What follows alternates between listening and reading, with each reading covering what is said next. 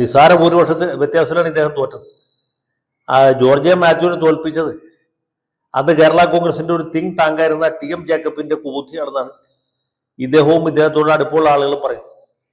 എങ്ങനെയെന്ന് വെച്ചാൽ ജോർജിയ മാത്യുവിനോട് വളരെ സാദൃശ്യമുള്ള വേറൊരു ജോർജ് കുട്ടിയാണ് മൂവാറ്റുപുഴയിൽ സ്വതന്ത്ര സ്ഥാനാർത്ഥിയാക്കി മത്സരിപ്പിച്ചു.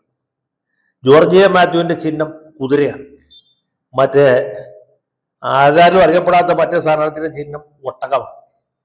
വോട്ട് ചെയ്യാൻ പോയ ആളുകൾ പലരും, പ്രത്യേകിച്ച് വയസ്സായ അപ്പാപ്പന്മാരും അമ്മാമ്മമാരും ഒക്കെ, ഈ ഒട്ടകം ഏതാണ് കുതിര ഏതാണെന്ന് മനസ്സിലാകാതെ, തിരിച്ചറിയാൻ പറ്റാതെ കുതിരയ്ക്ക് ചെയ്യേണ്ടിയിരുന്ന വോട്ട് ഒട്ടകത്തിന് ചെയ്തു എന്നുള്ളതാണ്.